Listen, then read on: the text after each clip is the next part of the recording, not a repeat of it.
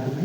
Soy médico residente Renzo García Márquez del ICOR y el día de hoy voy a exponer miocardiopatía dilatada y muerte súbita, especificar el riesgo a propósito de un caso.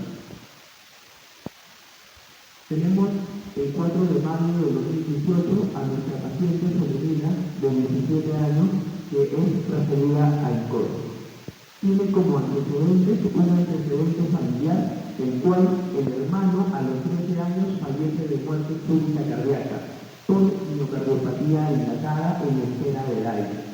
En el 2016, la paciente tiene una hospitalización por dolor torácico típico con elevación de troponina y por la posible miocarditis, diagnóstico de miocarditis, se le realiza una resonancia magnética en mayo de 2019.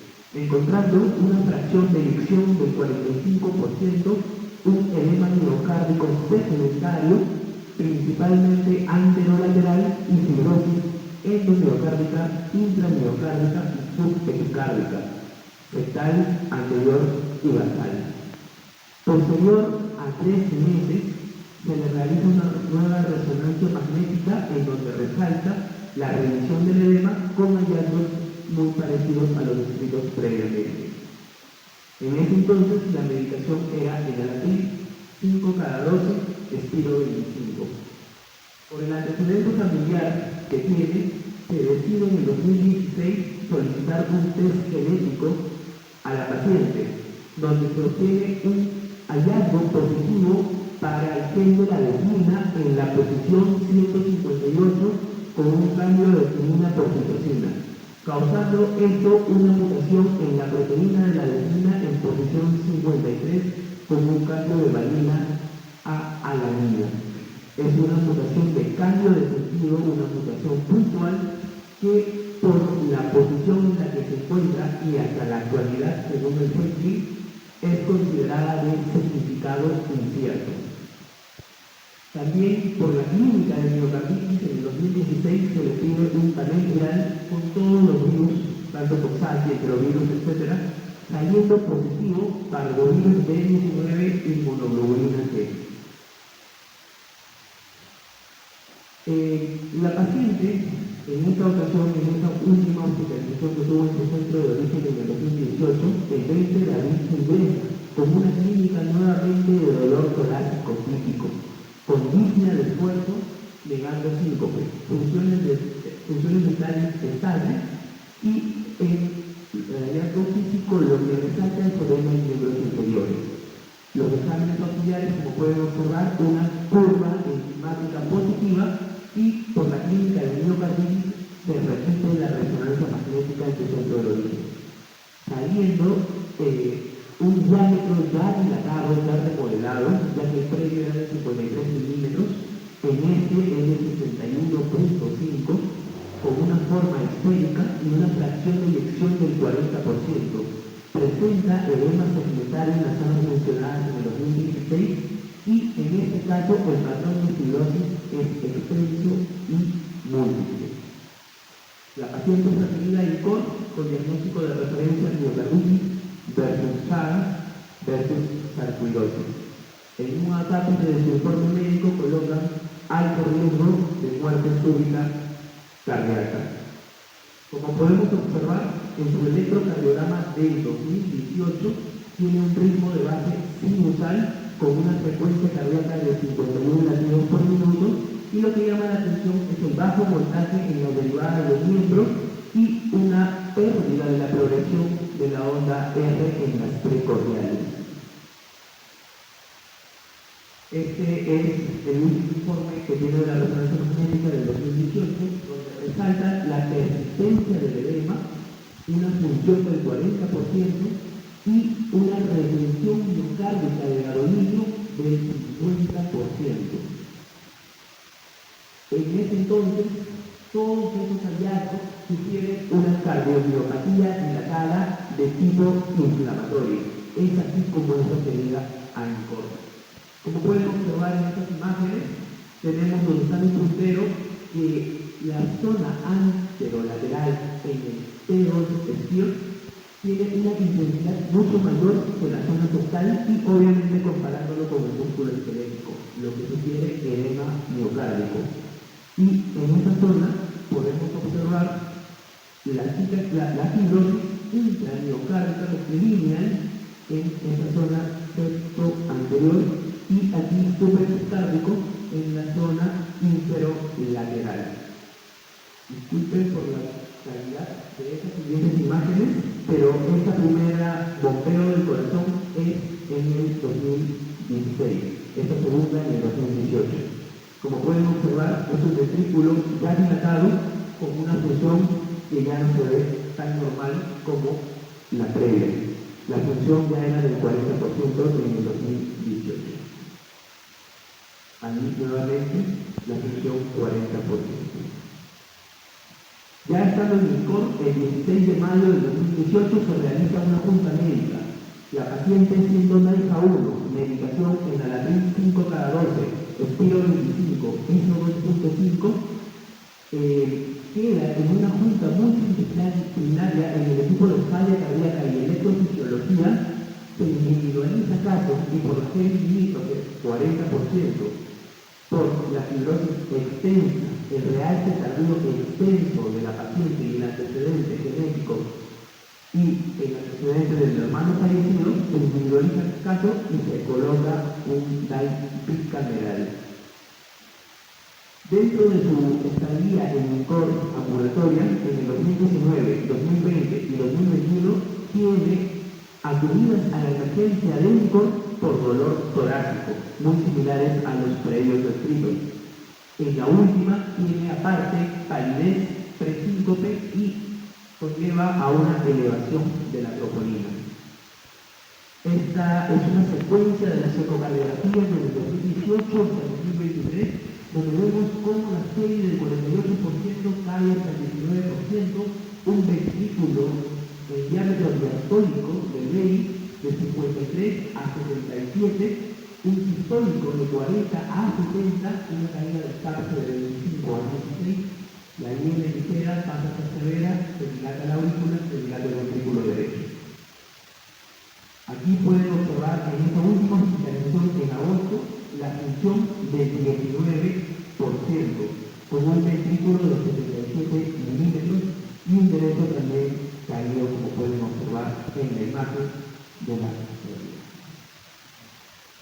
La paciente en octubre del 2022 tuvo una cirugía de emergencia por descarga del aire. En este caso fue una descarga efectiva e inapropiada. Como podemos ver en los electrogramas, tenemos que los electrogramas ventriculares tienen a ser parecidos a su ritmo de base y vemos que los electrogramas ventriculares siguen a los electrogramas auriculares. Por lo tanto, se cataloga como una taquicardia supraventricular y aquí empieza a recibir los ATP, siendo inefectivo. Posterior, recibe una descarga con 17 joules, siendo inapropiada, pero efectiva. Sale a su ritmo inicial. Aquí tenemos un corte del año 2022, donde lo que resalta es la carga arrítmica con una CBP de 6.990. Y como podemos observar, aquí el URF cambia de morfología, cambia de eje y se ve una disociación ventrículo-atrial. En esta imagen también podemos observar la disociación de las ondas P. En agosto de 2023, la paciente ingresa a INCOR con una falla cardíaca agudamente descompensada. Se maneja como actualmente se maneja una falla cardíaca, con diuréticos. Patrón húmedo caliente. Para ello, cabe resaltar que la paciente, en su historia clínica, era catalogada como clase funcional NAIJA 1 hasta el mes de noviembre del 2022. Progresa a NAIJA 2 en diciembre del 2022 y esta es su primera descompensación por falla de bomba. Entonces, lo que resalta de esta hospitalización fuera del manejo habitual de la falla es el trastorno de la conducción intraventricular, como pueden observar ustedes en el URS. Otro punto, como pueden observar en B2, son las P o el ritmo atrial bajo que tiene la paciente, no es un ritmo sinusal. Aquí podemos ver el ensanchamiento del QRS a 160 milisegundos. Durante su hospitalización se decide por junta médica con indicación 2A colocar un TRC. Mientras se espera el TRC, la paciente en su hospitalización presenta una descarga del aire. En este caso fue apropiada y efectiva. Como pueden observar, los electrogramas ventriculares cambian de la morfología con su ritmo de base y hay una P retrógrada que le sigue a los electrogramas ventriculares. Recibe ATP inefectivo. Posterior a esto, recibe una descarga con 17 joules saliendo a su ritmo de base. Inmediatamente la paciente presenta hemiparesia derecha y es llevada a nuestra emergencia, donde es diagnosticada de un evento cerebrovascular isquémico al no haber sangrado en la tomografía. Se guisa con alteplase, quedando en la actualidad sin secuela nuestra paciente. Por el evento, aún en espera de TRC. La importancia de la prevención, como ya dio los inicios la doctora Guevara, una introducción, cabe resaltar que en la cardiopatía dilatada no isquémica, una fracción menor de 35% no basta para certificar el riesgo arrítmico maligno del paciente. Por lo tanto, en la actualidad, como recomienda la guía, es lo multiparamétrico. La multimodalidad de imágenes que te da la resonancia magnética, el seguimiento de esta y las pruebas genéticas a la cabeza. La guía actual de miocardiopatía se pone el test genético con indicación 1B para diagnóstico, pronóstico y de la estratificación terapéutica de los pacientes o el manejo reproductivo de estos. Entonces, nosotros cumplimos con al menos 3 de estos 4. La indicación es 1B de solicitar el test genético. Cuando nosotros tenemos a los pacientes con cardiopatía dilatada no isquémica, antiguamente un gran pilar eran llamados idiopáticos. Sin embargo, en la actualidad se sabe que muchos de estos son de etiología genética. Y si nos enfocamos en el paciente, nosotros tenemos que saber que esta es una enfermedad de transmisión mendeliana, autosómico dominante, pero tiene la peculiaridad de tener una penetrancia incompleta, quiere decir que no todos los que portan el fenotipo patológico presentan un fenotipo de dilatación. Y el otro punto es que la expresividad es variable. Algunos pueden tener una enfermedad muy leve y se pueden presentar a una edad muy tardía, mientras que otros pueden presentar a pronta edad con una falla de bomba y requerimiento de trasplante cardíaco o tener una arritmia mortal. Otro punto importante es que no solamente es de penetrancia y de expresión variable, sino que también tiene una expresividad fenotípica variable, como ya lo mencionó la doctora Guevara. Cabe resaltar que las mutaciones de un mismo gen, pero en diferentes posiciones, pueden generar el predominio de un fenotipo miocardiopático y no es solamente definitivo de un solo fenotipo. Cabe resaltar que las principales mutaciones son mutaciones puntuales de cambio de sentido o las famosas truncas que vienen a ser sin sentido. Algo importante que me voy a mencionar es de que en estos casos, si bien hay una regla, es autosómico dominante, pero hay una regla mendeliana que no se respeta en muchos casos, en la cual los padres pueden tener en sus células somáticas la no mutación genética, pero durante la gametogénesis presentan la mutación en los óvulos o en los espermas y transmiten a su hijo. Esto se llama mutación de novo. Es una gran parte de estos pacientes que presentan este tipo de mutación de novo. Este es un cuadro acerca de genes asociados asociados positivamente al fenotipo dilatado. Un punto muy importante, el punto tercero, solamente son diagnósticas las mutaciones patogénicas o probablemente patogénicas. Con eso solamente podemos hacer el diagnóstico y hacer la cascada genética familiar para hallar otros familiares que tengan el gen alterado y hacer el diagnóstico. Sin embargo, como en nuestra paciente, la mutación de significado incierto no es diagnóstica. Sin embargo, en estos casos, para hallar una asociación fenotípica, las guías genéticas se recomiendan hacer un estudio de segregación familiar, ya que si detectamos que esta es una mutación de novo, o los familiares afectados con fenotipo positivo tienen fenotipo positivo, podemos dar la certeza diagnóstica, pero solamente a ese individuo, no a los familiares. Es por eso la necesidad de segregación genética. En nuestro caso no se le hizo la segregación genética. Otro punto muy importante es la alteración que tiene la paciente del gen de la adesina. La adesina es una proteína que pertenece al citoesqueleto a los filamentos intermedios. Son del grupo 3. Estas dan soporte, como pueden observar, es la figura amarilla, da soporte intranuclear a la envoltura nuclear, a los discos Z y a los discos intercalados, servir tanto para soporte, elasticidad y sobre todo mecanorecepción.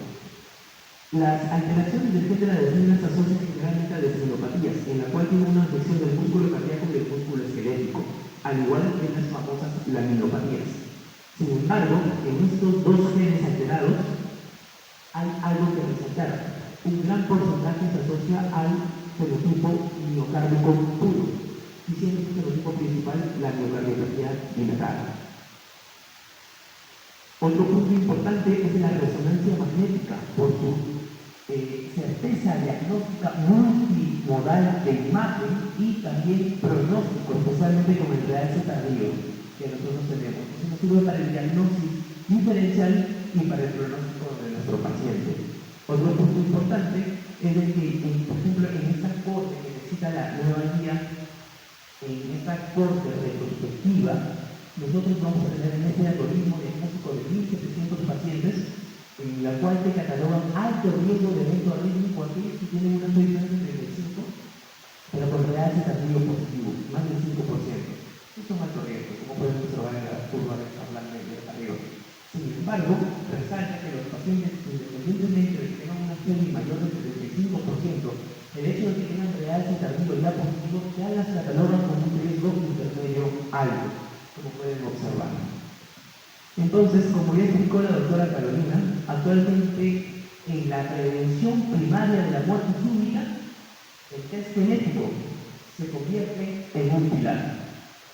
Aparte del test genético, tenemos que ver si el paciente tiene otro alto riesgo, que son dos, que lo pone la guía: síncopes sin explicación o realce tardío. Y en estos casos, según el gen que tengan alterado, se decide la colocación del line independientemente de la fracción menor del 35%. La guía te lleva para genes de alto riesgo a la tabla de 21, la famosa tabla de 21 que están viendo aquí. Sin embargo, estos no son los únicos genes que han sido asociados a un riesgo elevado de muerte arrítmica. Estos genes tienen estudios observacionales con scores de riesgo, por eso que han sido dados en la guía. Sin embargo, no hay que despreciar, si bien los genes que están en la envoltura nuclear son los que más riesgos de muerte súbita tienen, los genes como el del citoesqueleto, a diferencia de los fenotipos negativos o de las alteraciones de la retina, no es despreciable el riesgo de muerte arrítmica. Por lo tanto, en el texto, la misma guía de práctica clínica te resalta que alto riesgo arrítmico tienen las proteínas del citoesqueleto y la adesina, como pueden observar. Es de alto riesgo. Otro punto importante, y como pueden haber observado en el caso, una miocardiopatía inflamatoria, es que las alteraciones de los genes que especialmente se dan al citoesqueleto son los genes que más asociados están a el riesgo de miocarditis.